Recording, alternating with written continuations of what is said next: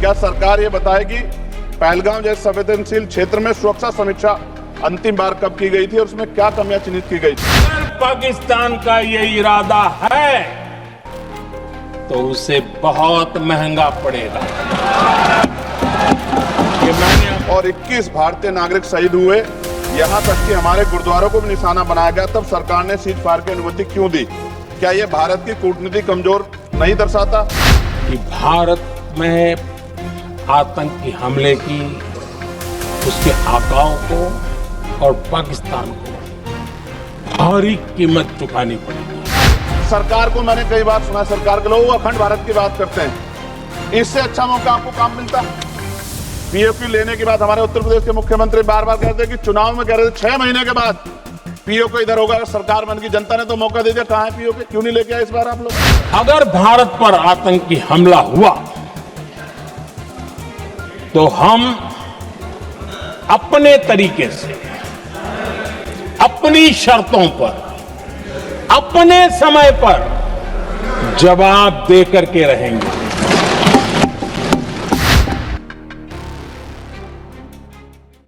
सदन में चंद्रशेखर के 20 सवालों से मचा हड़कंप, सुरक्षा से लेकर सीज फायर तक मांगा जवाब। पीएम मोदी ने हर सवाल का दिया ऐसा करारा जवाब, चंद्रशेखर देखते रह गए, विपक्ष हो गया शांत। रेजिमेंट बहाली पर चंद्रशेखर का सवाल, चमार, अहीर, गुर्जर को कब मिलेगा फौजी सम्मान? दरअसल पिछले कुछ दिनों से भारत में ऑपरेशन सिंदूर का मुद्दा गरमाया हुआ है। जम्मू कश्मीर के पहलगांव में आतंकवादियों ने 26 लोगों को मौत के घाट उतार दिया। इसके बाद जगह जगह देश की सुरक्षा व्यवस्था पर सवाल उठने लगे। आनंद फानन में सरकार ने आतंकवादियों को सबक सिखाने का मुद्दा उठाया और पक्ष विपक्ष ने मिलकर बातचीत शुरू की। दरअसल भारतीय जाबाज सेना ने ऑपरेशन सिंदूर चलाया। इसके जरिए न सिर्फ आतंकियों को सबक सिखाया बल्कि पाकिस्तान में 100 किलोमीटर अंदर घुसकर वार किया और आतंकियों के अड्डों को भारतीय सेना ने तबाह कर दिया। लेकिन इसी बीच भारत के कुछ ऐसे नेता भी थे जो ऑपरेशन सिंदूर को तमाशा बता रहे थे और जमकर राजनीति शुरू कर रहे थे। विपक्ष में बैठे राहुल गांधी, अखिलेश यादव, चंद्रशेखर अपने सवालों से सरकार को घेरने का काम कर रहे थे। विपक्ष का कहना था कि भारत का पाकिस्तान पर युद्ध को रोकने का सीज फायर का आदेश अमेरिका के राष्ट्रपति ने दिया, ऐसा क्यों? लेकिन जैसे ही भारत की संसद का मानसून सत्र चालू हुआ, उसमें पक्ष और विपक्ष के नेता आमने सामने थे। पीएम मोदी ने तमाम सारे सवालों के जवाब भी दिए। उन सवालकर्ताओं में सांसद चंद्रशेखर रावण भी थे। उन्होंने सदन में जमकर दहाड़ा। सदन में गूंजा सवालों का तूफान। जब खामोशी नहीं चली तब चंद्रशेखर बोले। भीम आर्मी प्रमुख चंद्रशेखर आजाद ने संसद में खड़े होकर पहलगांव हमले और ऑपरेशन सिंदूर पर 20 सवाल सरकार से दागे।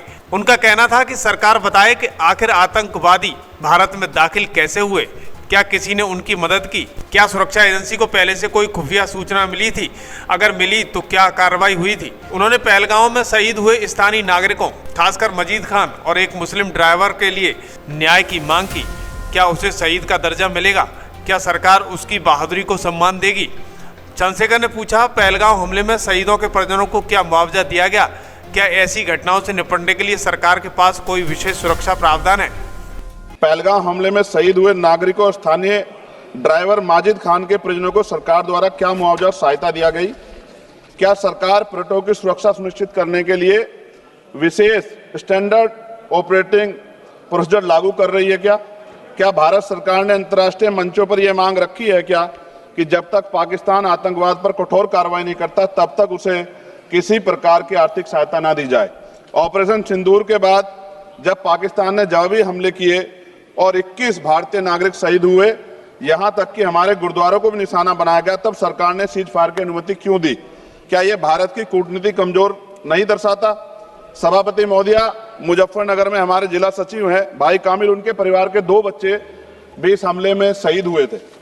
क्या सरकार ये मानती है कि टीआरएफ द्वारा इस हमले में खासतौर पर हिंदू पर्यटकों को निशाना बनाना भारत में सांप्रदायिक द्वेष को बढ़ावा देने का प्रयास था? यदि हाँ, तो इसे रोकने हेतु सरकार ने क्या रणनीति बनाई?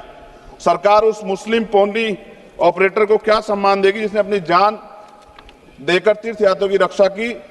क्या उसे शहीद घोषित किया जाएगा? पाकिस्तान को हाल ही में आईएमएफ द्वारा $2 अरब से अधिक की सहायता राशि दी गई है। क्या भारत ने औपचारिक रूप से आईएमएफ और अन्य वैश्विक संस्थाओं के समक्ष आपत्ति दर्ज कराई है? क्या सरकार ने जांचा है कि IMF या अन्य विदेशी मदद का कोई हिस्सा आतंकवादी गतिविधियों में उपयोग तो नहीं हो रहा है? क्या सरकार ये स्वीकार करती है कि पहलगाम हमले में खुफिया तंत्र पूरी तरह विफल रहा है? यदि हाँ, तो कौन जिम्मेदार है और उसके विरुद्ध क्या कार्रवाई होगी? क्या सरकार स्पष्ट कर सकती है इतने भारी सुरक्षा प्रबंधों के बावजूद TRF जैसे आतंकवादी संगठन के सदस्य भारत में प्रवेश कैसे कर जाते हैं? क्या सरकार ये बताएगी पहलगाम जैसे संवेदनशील क्षेत्र में सुरक्षा समीक्षा अंतिम बार कब की गई थी और उसमें क्या कमियां चिन्हित की गई थी? प्रधानमंत्री जी ने इस हमले के बाद पहलगाम का दौरा क्यों नहीं किया, जबकि देश भर में भावनात्मक उबाल था? क्या सरकार ने शहीद हुए नागरिकों के परिजनों को आर्थिक मदद व स्थायी सहायता प्रदान की? यदि हाँ, तो उसका विवरण सदन में प्रस्तुत करें। वहीं सदन में चंद्रशेखर ने अंतर्राष्ट्रीय स्तर पर भी सरकार की नीति पर सवाल उठाए। उनका कहना था कि क्या भारत ने IMF की उस सहायता पर आपत्ति जताई जो 200 अरब डॉलर की पाकिस्तान को मिली है? क्या सरकार ने सुनिश्चित किया है कि वो धन आतंकी गतिविधियों को न जाए? और सबसे बड़ा सवाल कि क्या खुफिया तंत्र विफल रहा? अगर हाँ, तो कौन जिम्मेदार है और उस पर क्या कार्रवाई होगी? आम नागरिकों को क्यों, जबकि मान रहे, मैंने रक्षा मंत्री जी को सुना, वो कह रहे हैं कि ऑपरेशन सिंदूर खत्म नहीं हुआ, ये रोका गया। इसका मतलब हमें खतरा है कि दोबारा भी हमला हो सकता है। पाकिस्तान अपनी हरकतों से बाज नहीं आ रहा, तो हम अपने आम नागरिकों को और सेना के जवानों के जीवन को खतरे में क्यों डाल रहे हैं भविष्य में? क्या हमें इसके पुख्ता और परमानेंट इंतजाम नहीं करने चाहिए? जैसे अगर सरकार को, मैंने कई बार सुना सरकार के लोग अखंड भारत की बात करते हैं, इससे अच्छा मौका आपको काम मिलता? POK लेने के बाद हमारे उत्तर प्रदेश के मुख्यमंत्री बार बार कहते हैं कि चुनाव में कह रहे थे 6 महीने के बाद POK इधर होगा, अगर सरकार बन की जनता ने तो मौका दे दिया। कहां है POK? क्यों नहीं लेके आए इस बार आप लोग? तो पहली सीढ़ी तो इस बार ही चढ़ गए थे। जिस तरह से मीडिया ने माहौल बनाया था मोदिया, तो ऐसा लगा कि अगर देश की सेना ने जो हिम्मत जुटाई थी, सरकार मदद करती, तो माननीय नरेंद्र मोदी जी पाकिस्तान के भी प्राइम मिनिस्टर होते इस बार, इसी बार, और फाइनेंस मिनिस्टर बैठी है हमारी, ये पाकिस्तान की फाइनेंस मिनिस्टर होती। इस तरह के हालात बने हुए थे और ऐसा मौका चूकना ही नहीं चाहिए था।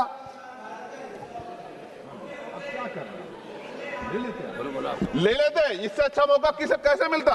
पूरा देश एकजुट था। मोदी, मैं खत्म करूंगा, पूरा देश एकजुट था, इससे अच्छा मौका कहां था?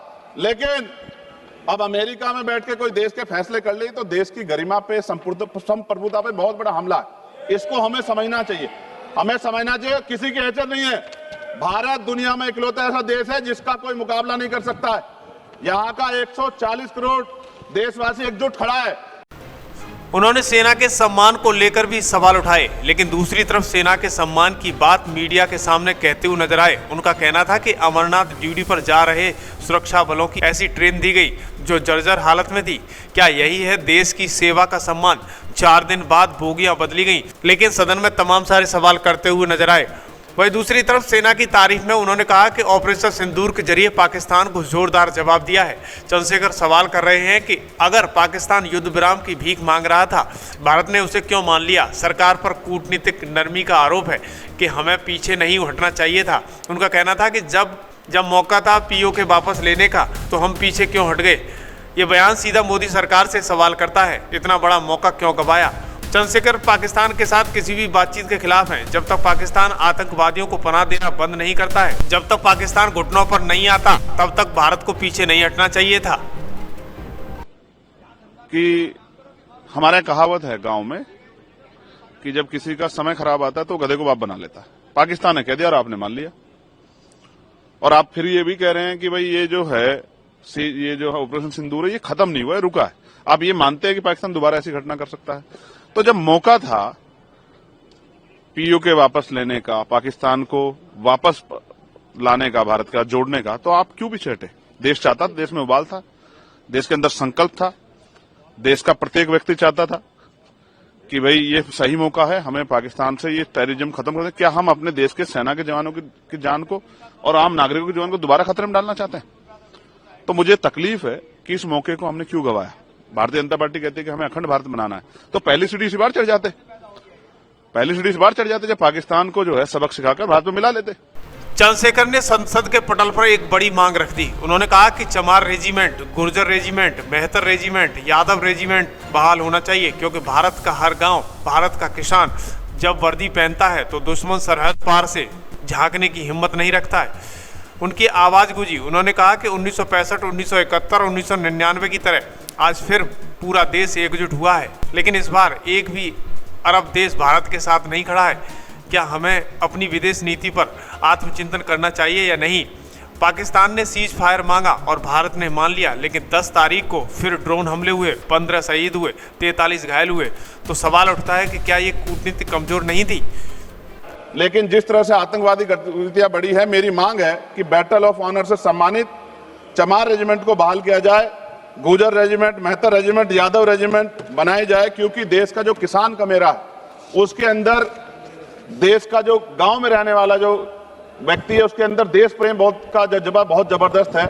अगर इनको मौका मिलेगा तो शायद पाकिस्तान छोड़िए, चाइना की हिम्मत भी नहीं होगी कि हमारे देश की तरफ आंख उठा के देख ले। मोदी, बाबा साहब अम्बेडकर कहते थे हम प्रथम और अंत्य भारतीय हैं। भारत की आन पे जब आंच आती है तो जिस तरह इस बार प्रदर्शन हुआ, एकजुट रहा देश, सारा विपक्ष हो पक्ष हो सब एकजुट रहे, ऐसे हमें एकजुट रहना चाहिए। अगर हम एकजुट रहेंगे तभी हम आतंकवादियों से लड़ पाएंगे। मोदिया, 1965, 71, 1999 के युद्ध में किसी भी अरब देश ने पाकिस्तान का साथ नहीं दिया था, लेकिन आज एक भी अरब कंट्री हमारे फेवर में नहीं खड़ी। क्या हमें अपनी फॉरेन पॉलिसी पर नहीं सोचना चाहिए कि ऐसा क्या हो गया कि हमारी राजनीतिक जो भारतीय की लोकल राजनीति है इसके चक्कर में क्या हमारी फॉरेन पॉलिसी या हमारे मित्रों को के मन में पीड़ा तो नहीं पहुंच रही है?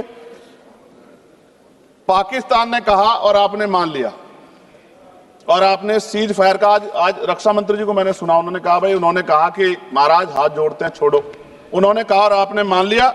लेकिन फिर उसके बाद 10 तारीख को दोबारा से जो है ड्रोन उड़े और 15 लोग शहीद हुए, 43 लोग घायल हुए। हम अपने आम नागरिकों को क्यों, जबकि मान रहे, मैंने रक्षा मंत्री जी को सुना, वो कह रहे हैं कि ऑपरेशन सिंदूर खत्म नहीं हुआ, ये रोका गया, इसका मतलब हमें खतरा है कि दोबारा भी हमला हो सकता है। पाकिस्तान अपनी हरकतों से बाज नहीं आ रहा। दोस्तों, बारी थी सवालों के जवाबों की। सदन में भारत के प्रधानमंत्री का इंतजार था, तमाम सारे नेताओं के सवालों का जवाब था। पीएम मोदी सारे सवाल पाकर चुप रहने वाले नहीं थे। उन्होंने सीज फायर के सवाल पर सीधा वार करते हुए जवाब दिया। उनका कहना था कि भारत की चुप्पी को कमजोरी समझने की भूल मत करना, हमने ऑपरेशन सिंदूर को रोका है, खत्म नहीं किया है। जब वक्त आएगा जवाब इतना तीखा होगा कि इतिहास याद रखेगा। मेरा जो जवाब था, जिनको समझ नहीं आता है उनको तो नहीं आएगा।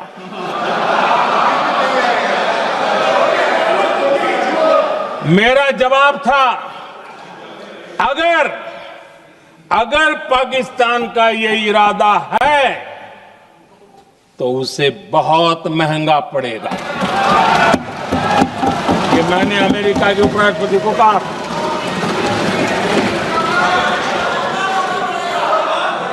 अगर पाकिस्तान हमला करेगा तो हम बड़ा हमला कर करके जवाब देंगे, ये मेरा जवाब था।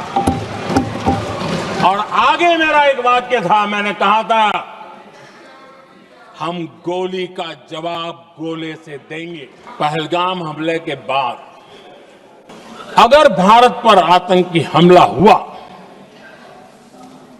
तो हम अपने तरीके से, अपनी शर्तों पर, अपने समय पर जवाब दे करके रहेंगे।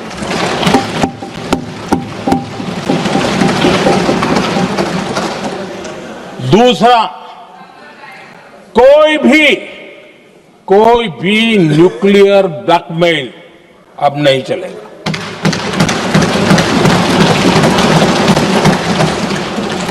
और तीसरा, हम आतंक की सरपरस्त सरकार और आतंक के आकाओं उनको अलग अलग नहीं देखेंगे। प्रधानमंत्री मोदी के इस बयान के बाद सदन में विपक्ष के तेवर ढीले पड़ गए और जनता की तालियों की गूंज साफ कह रही थी कि अब की बार सवालों का जवाब जुबानी नहीं, जमीन पर होगा। और अंत में चंद्रशेखर आजाद ने कहा कि सरकार अखंड भारत की बात करती है तो अब इससे बेहतर मौका नहीं मिलेगा। मीडिया से लेकर सैनिक तक देश एकजुट था, लेकिन जो मौका हमने खो दिया, क्या वही पाकिस्तान कल को हमारे लोगों की लाशों पर सौदा करेगा? उन्होंने मांग रखी कि अब वक्त है कि हर शहीद के घर तक न्याय पहुंचे और हर वर्दीधारी को सम्मान, टैक्स फ्री वेतन, बैटल ऑफ ऑनर और बुलंद आवाज उठाने का मौका मिले। ये सिर्फ संसद की भाषण नहीं था, ये उन तमाम भारतीयों की आवाज थी जो देशभक्ति सिर्फ नारे में नहीं बल्कि सवालों में ढूंढते हैं। अब सवाल आपसे है कि क्या आपको लगता है कि सरकार को ऑपरेशन सिंदूर रोकने के बजाय आगे बढ़ाना चाहिए था? क्या पाकिस्तान को सीज फायर देना भारत की कमजोरी है या रणनीति? अपनी राय नीचे कमेंट में ज़रूर बताएं। वीडियो को शेयर करें ताकि हर नागरिक तक ये सवाल पहुंचे। लाइक करें, सब्सक्राइब करें। क्या राष्ट्र पहले है या राजनीति बाद में?